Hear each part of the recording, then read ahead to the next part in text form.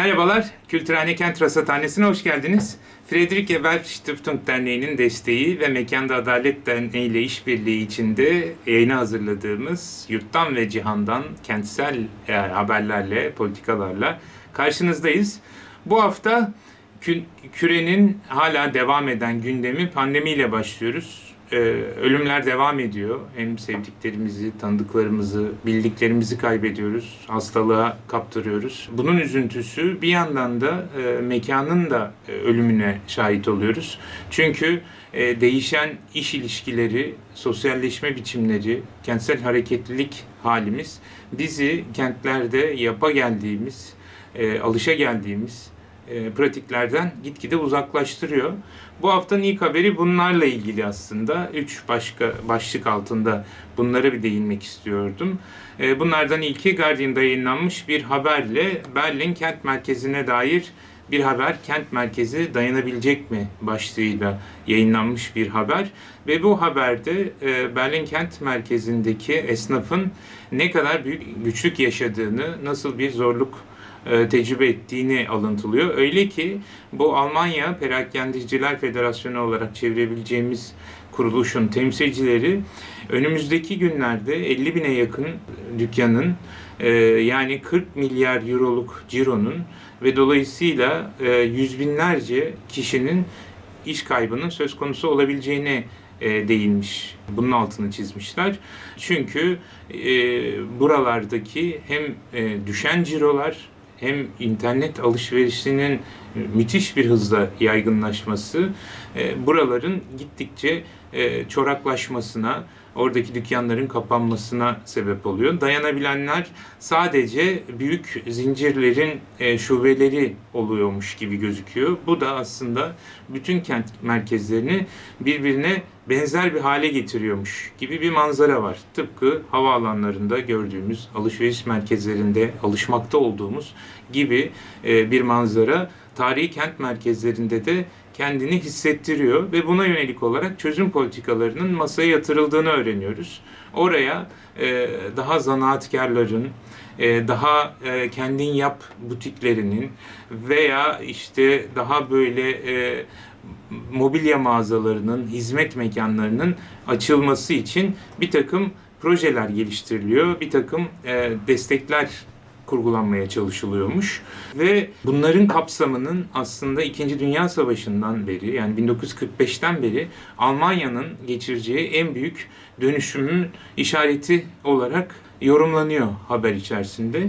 Benzer bir haber İspanya'dan, bu sefer Katalonya'dan, Barcelona'dan geliyor.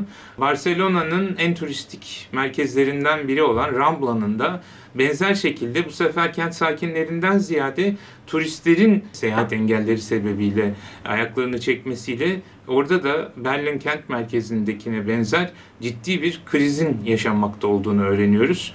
Çünkü turistlere yönelik olarak orada birikmiş dükkanlar teker teker kapanıyorlar. Buna çare olarak Barcelona'da buranın eski kültürel kimliğini kazandırmaya yönelik oradaki özellikle şehir operasıyla başlamak üzere, büyük tiyatroyla başlamak üzere oranın tekrar bir kültürel cazibe merkezi olması, Barcelona'nın kendi sakinlerinin rağbet gösterdiği bir yer olmasına yönelik çaba sarf edildiğini okuyoruz.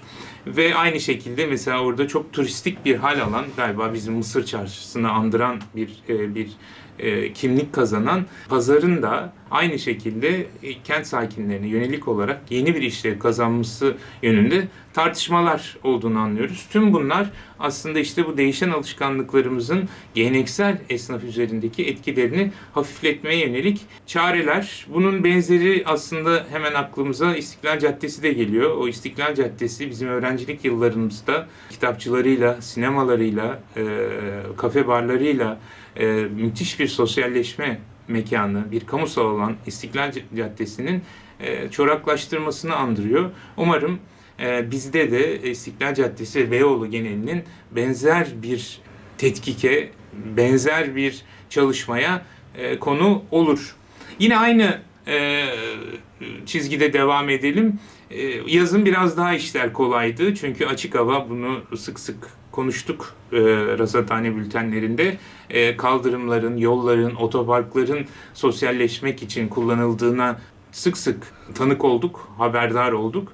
Peki kış gelince ne olacak sorusu akla geliyor. Yani ister istemez iç mekanların kullanılması gerektiğinde ne yapacağımız sorusuna bir takım şehir plancıları bir fikir yarışmasıyla cevap vermişler.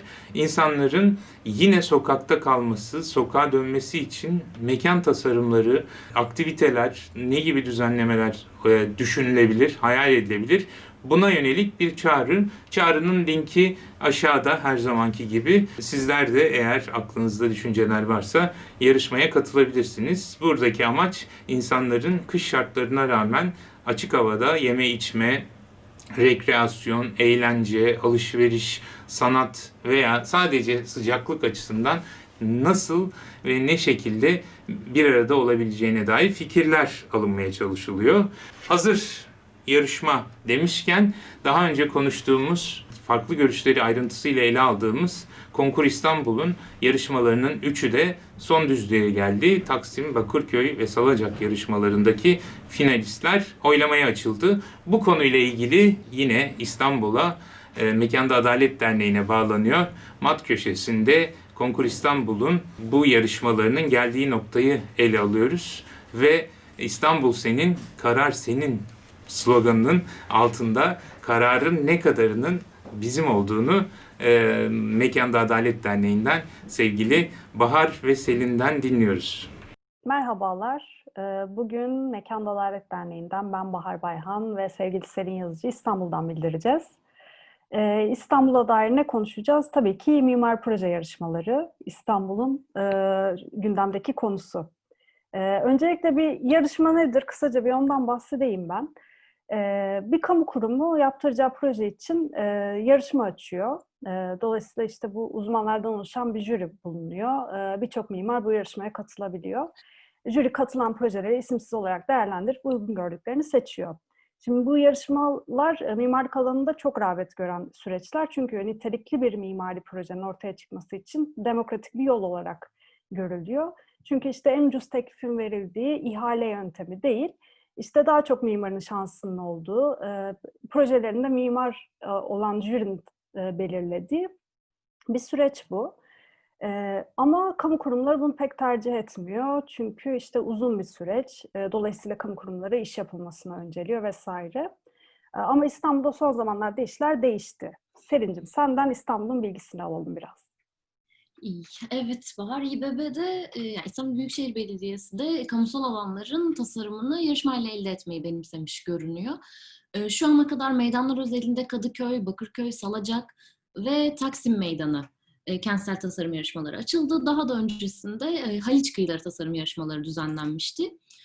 Tabii o kadar uzun süredir kapalı kapılar ardında alınan kararlar, müteahhitlere doğrudan ihalelerin, işin paslandığı süreçler, bir sabah kalkıp işte şehrimizde bir alanın yerine yeni bir projenin yapıldığına karar verildiğini gördüğümüz, o projenin de nasıl olduğunu, kim tarafından yapıldığına kadar kararların alınmış bir şekilde bu sürecin önümüze koyulduğu, bu kararların tepeden bırakıldığı durumları yaşadık. Bu nedenle de farklı uzmanlıklara, meslek insanlarına, sivil toplum örgütlerine bu sürecin açıldığı, buna dair bilgilendirme çabalarına girildiği, böyle süreçlerin daha demokratik bir tavır olduğunu söylemek gerekir. Bu konuda hakkını vermekle beraber bu en doğrusu, tek olması gereken ideal süreçtir demek de güç. Zaten tüm demokratikliği, katılımı yarışmadan beklemek de haksızlık. Yarışmalar da bu alanda bir araç olarak görülmeli ama nasıl daha iyisi inşa edilir sorusu hep bir tarafta, bir yerde duruyor.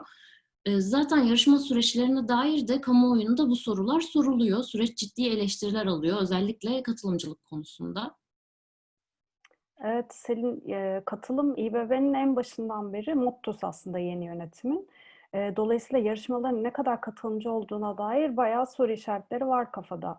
Her ne kadar olumlu bir süreç olsa da. Çünkü mesela Taksim özelinde bahsedersek biraz şartnameye baktım. Orada yer görme diye bir ibare yok mesela. Yer görme nedir? İşte mimarların gidip o alanı keşfetmesi için bir araç aslında yer görme kıstası orada. Ama hani bu yarışmada baktığımız zaman gerçekten o mekânı kullanan insanların kim olduğunu analiz edip o mekân nasıl kullanıldığını analiz eden bir mimar da bu yarışmaya başvurabilir. Ama tamamen işte turist rehberinden olan algısıyla tasarım yapan bir mimar da başvurabilir. Dolayısıyla projenin nasıl olacağı tamamen yarışmacının inisiyatifine kalmış durumda. Dolayısıyla yarışma dediğimiz şey aslında biraz uzman bilgisine olan inancı, güveni pekiştiren şeyler. Yani mekânın kaderi de aslında bu uzmanlığa bırakılmış oluyor. Evet, yani katılımcılıkla ilgili sana ek olarak şunu söylemek isterim de. Bu süreçte MAD ekibiyle kamusal mekanın tasarımında yarışmaların rolü üzerine bir video haber hazırladık. Bu vesileyle de aslında İBB'den farklı aktörlerle söyleşi yapma imkanımız oldu ve oradan da anladığımız şu ki aslında çok farklı aktörlerle, çok farklı STÖ'lerle, uzmanlarla görüşülmüş, toplantılar yapılmış. Fakat bu görüşmelerin sonucunda işte bizim paydaşlarımız, bu alanda katılım sürecine dahil ettiğimiz aktörler şunlar, bu aktörlerden elde ettiğimiz veri setleri bunlar ve biz bu veri setlerini süzdük, damıttık ve şu sebeplerle bu tasarım ilkelerini belirledik gibi sürece aktaran bir çalışmaya ulaşamıyoruz. Yani seçilen sonuç ürünü olan projelerle başlangıçtaki o toplantılar arasındaki bağlantısızlık da yine katılıma dair aslında bir soru işareti olarak kalıyor kafalarda. Sonuç ürüne dair de şunu söyleyebiliriz. Bir meydanın dertlerini çözecek tek bir tasarım ürününden medet ummak bana çok manalı gelmiyor.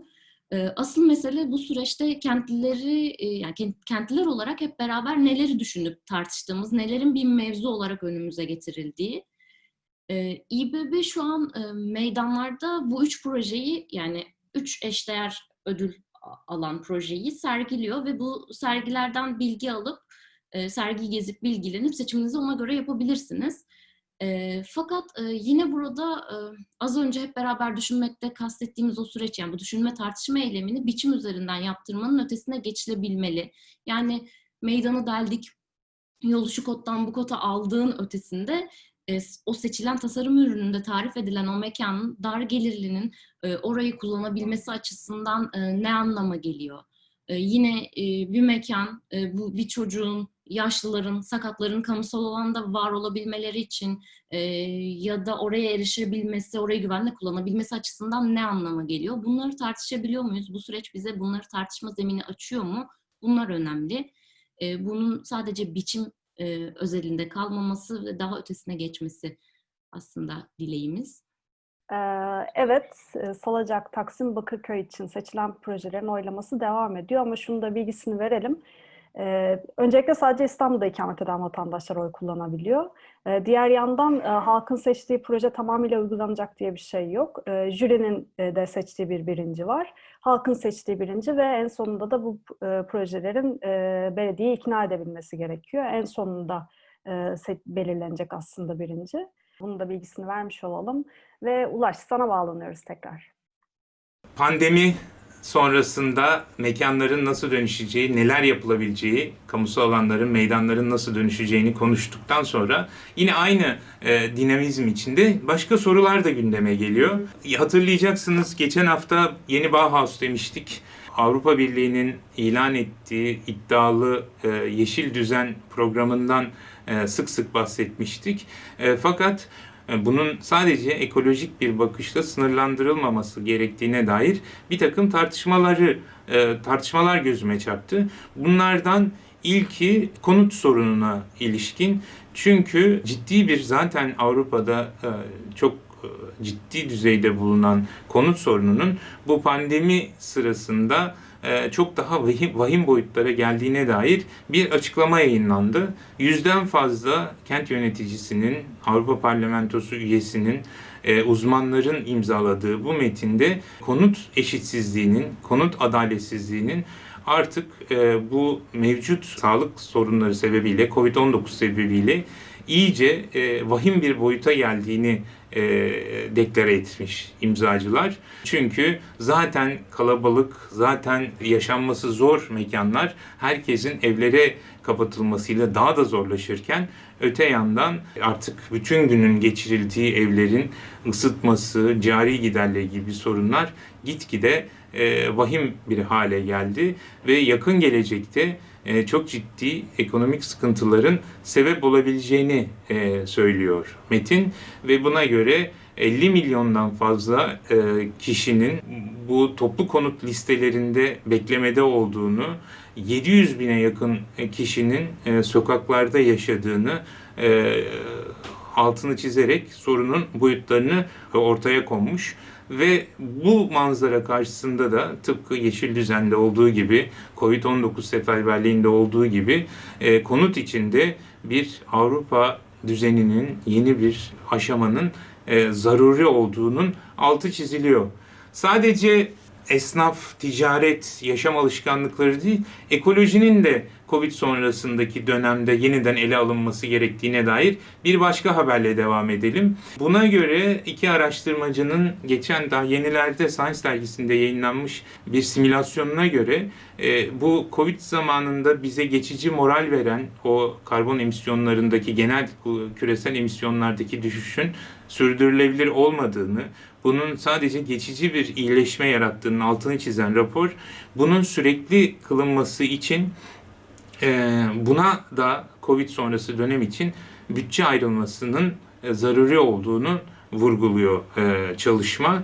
Buna göre en önemli başlık enerji üretiminde düşük karbon emisyonlu enerji üretim biçimlerinin desteklenmesi gerektiğinin altını çiziyor araştırmacılar.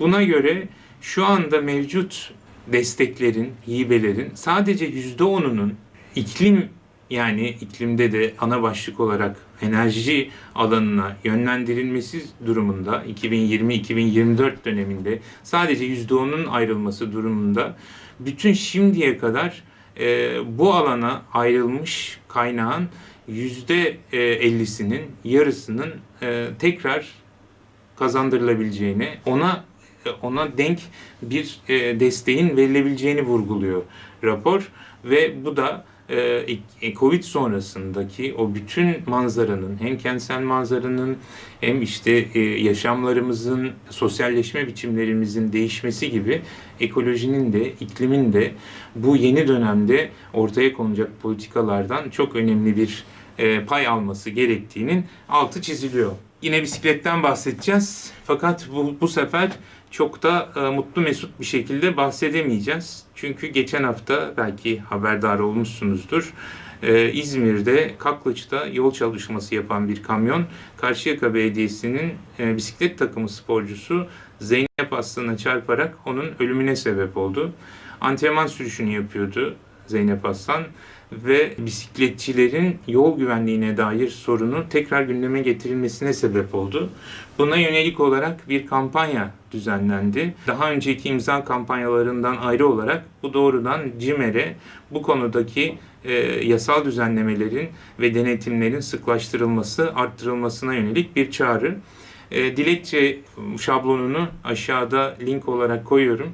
Sizler de bu bisiklete dair duyarlılığın artması, kasklarından başka kendilerini koruyacak bir malzemesi olmayan bisikletçilerin yol güvenliğinin genişletilmesi için yapılacaklara dair çağrıya katkı verebilirsiniz. Tabii ki sadece Türkiye'ye özgü değil bu bisikletlilerin yaşadığı güvenlik sorunu. Yine bu hafta karşıma çıkan bir haberde Amerika'daki durumun vehametini ortaya koyuyor. Bu rapor Virginia Tech ve Rutgers Üniversitesi'nden araştırmacıların 28 yıllık veriye dayanarak ortaya koyduğu bir manzara aslında.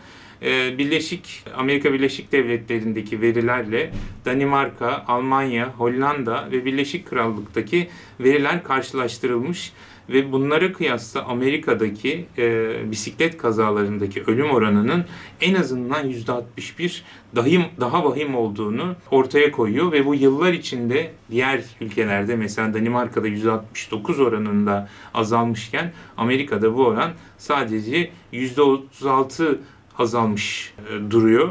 Ve kazalarda ölüm oranı diğer ülkelere nazaran %80 daha fazla. Bunun sebeplerinin 4 başlıkla açıklanabileceğini ortaya koymuş rapor. Buna göre en önemli şey yüksek hız limitleri, yani Amerika Birleşik Devletleri'nde daha hızlı sürülebilen araçlar daha ölümlü kazalar, daha fazla kazaya ve daha ölümlü kazaya sebep oluyor. Kavşakların, yani yol planlamasında yapılmış hatalar bisiklet güvenliğini tehlikeye düşüren, bisikletlileri tehlikeye düşüren yol tasarımları, kavşak biçimlerinin bunda etkin olduğunu, pek de bisikletlileri korumayan, daha ziyade araçlara öncelik veren trafik kurallarının bunda etkisi olduğu vurgulanıyor. Ve bir diğer noktada Amerika Birleşik Devletleri'nde daha fazla alkollü araç ve motosiklet kullanan sürücü olmasının bu Amerika'daki vahim manzarada etkili olduğu öne çıkarılmış. Evet, yani bilemiyoruz tabii, bizde böyle bir istatistik benim bildiğim kadarıyla yok ama Türkiye'deki manzaranın da, yani bisiklet kullanıcılarına oranla, bisiklet sayısına oranla Amerika Birleşik Devletleri kadar vahim olmasa bile bu listedeki diğer ülkelerden hayli geride olduğunu düşünmek için herhalde çok fazla hayalperest olmaya gerek yok. Bir yandan da Amerika Birleşik Devletleri'nde bisiklet başka bir tartışmanın da konusu. Hepinizin malumu, Amerika Birleşik Devletleri'nin son yılların en kritik seçimi, yani bizim çok kullandığımız kalıpla Amerikan tarihinin en kritik seçimi yaklaşırken postayla oy verme işlemleri başladı. İnsanların sandığa gitmesi çok kritik bir önem taşıyor. Uzmanlar tarihin en büyük katılım oranını bekliyorlar bu seçimlerde. Her ne kadar Biden kıl payı önde olsa da mevcut başkanın seçimi kazanmak için ya da koltuğu bırakmamak için her türlü dalavereye başvurması muhtemelken bir araştırma özellikle sosyoekonomik olarak daha kötü durumdaki seçmenlerin sandığa gitmekte zorlandığını ortaya koyuyor. Bunlar da, eğer tabii diğer bütün koşulları dışarıda bırakmak kaydıyla, daha ziyade demokrat seçmenler olduğu varsayılabilir sanırım. Yani böyle Amerikan politikaları uzmanı olmasam da bu kadar bir beylik laf edebilirim sanırım. Ve buna yönelik olarak da bisiklet paylaşım platformları bir çare ortaya koymuşlar. Şimdi bisiklet paylaşım platformu diyoruz ama aslında bunlar bizim bildiğimiz, kentlerde, Türkiye'de de ne mutlu ki yaygınlaşmakta olan bir bisiklet kiralama servisleri ve bu servislerden altta haberini de detaylarını görebileceğiniz şirketler, platformlar sandığa gidip gelme güzergahlarındaki kiralama ücretlerini almamaya veya o konularda indirim yapmaya başlamışlar. Meram, İşte dediğim gibi sandığa gitmekte güçlük yaşayan, sosyoekonomik olarak daha dezavantajlı grupların oy vermesini teşvik etmek. Dolayısıyla bisiklet sadece bisiklet değildir. Görüyorsunuz, Amerika'nın dolayısıyla da kürenin geleceğini belirlemesi muhtemel seçimde de küçük de olsa, figüran da olsa bir rol alıyor. Şimdi Amerika'daki yani kazalar, ölümler, işte seçim davranışları, bisikletin başkenti sayılabilecek Hollanda'da bambaşka bir sorun var. Yine bisikletten devam edelim. Efendim, Amsterdam kentinde de sorun bisikletçilerin bisikletlerini köprülere kilitlemesiymiş. Bu neden sorun? Çünkü o güzelim köprüler, o güzelim manzaralar, işte biçim biçim, sizler de şimdi bunu dinlerken kafanızda canlanıyordur. Resimde koyuyoruz zaten, göreceksiniz. O manzarayı bozan bir takım bisikletlerden kent yöneticileri çok rahatsız olmuşlar ve buna bir çare bulmaya karar vermişler. Bunu da bisikletlerin oralara kilitlenmesini, park edilmesini engelleyecek bir takım saksılar, işte içine çiçekler, bitkilerin koyulacağı saksılar sunulmuş. Şimdi o normalde manzarayı bozan bisikletleri engellemek için oralara çiçekler ekiliyormuş. Bunu bir adım daha öteye götürerek bu çiçeklerden bakımını ve buraların sulamasını, budamasını, bu evsizlerin barındığı geçici konuk evlerinin sakinlerinden yapması istenmiş. Dolayısıyla bir taşta görüyorsunuz hem böyle bir kentin turistik cazibesi arttırılıyor hem ona bir işte manzara, park ve bahçeler boyutu getirilirken bir de hemen fırsattan istifade olaya bir de bir sosyal politika çehresi kazandırılıyor. Peki tabii ki bisikletçiler de unutulmuyor bu kadar düşünceli bir anlayış içinde. Onlar için de köprülerin yakınlarındaki park etme alanlarının genişletilmesi, daha fazla imkan sunulmasını da ihmal etmediğini anlıyoruz Amsterdam Belediyesi'nin. Tabii böyle bisikletler derken bu bisikletlerin hem bisikletçileri düşünen hem kentin peyzajını düşünen hem de bunu bir sosyal politika aracına dönüştüren yöneticiler var. Türkiye'de de tabii ki bu konuda duyarlı yöneticilerimiz var. Çankaya Belediye Başkanı'nın bir Twitter'ına rastladım. O kendisi Twitter'dan, sosyal medya üzerinden CHP'li belediye başkanlarının bir görevini hatırlatıyor. İktidarın yapmadığını, onların eleştirdiği bir konuyu kendilerinin yapması için bir çağrıda bulunuyor. Ve örnek olalım, ülke ekonomisi bu haldeyken lüks makam aracına binmeyelim diyor. O araçları satalım, parasını yoksul çocuklarımıza tablet almaya, bursa, sosyal yardıma harcayalım diyor. Evet. Yani bir yandan insan evet neden olmasın diyor. Ne kadar bonkör bir davranış. O lüks makam aracından vazgeçen bir belediye başkanı. Fakat bir yandan da birazcık kentlerin nasıl yönetildiğine, nerelere ne paralar harcandığını düşününce insan o yoksul çocukların bursu, sosyal yardımın tableti için aslında nerelerden ne tasarruflar yapabileceği akla geliyor insanın. Ve bu çağrıya nacizane olarak ya başkan siz arabanızdan fedakarlık etmeyin, o arabaya binmeye devam edin.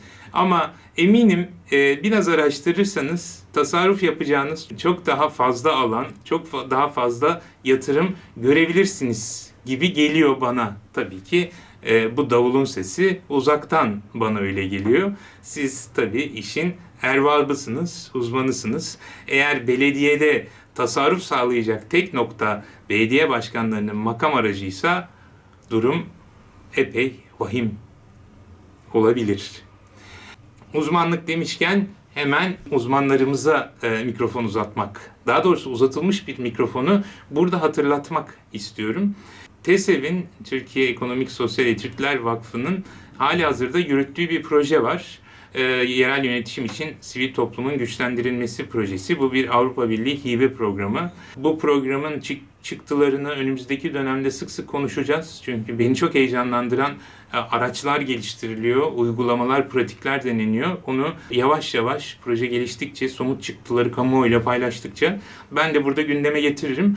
Ama bu noktada yakınlarda yayınlamaya başladıkları Uzmanından Dinle podcast'ini sizlere tavsiye etmek istiyorum. Bu öyle bir uzman listesi ki hani rüya takımı vardır ya, yani başbakan olsanız tabii ki o eskiden de, cumhurbaşkanı olsanız kabineyi nasıl kurardınız, kimlerden oluşturursunuz sorusuna güzel, harika ipuçları bulabileceğiniz bir liste bu. Öyle ki yani sorsalar göçten sorumlu bakan kim olabilir? İşte podcast'i var. İşte bu sosyal politikalardan kim olabilir? Tarım Bakanı var, Maliye Bakanı var, yerel yönetimlerden sorumlu genel müdür veya İçişleri Bakanı var diyelim.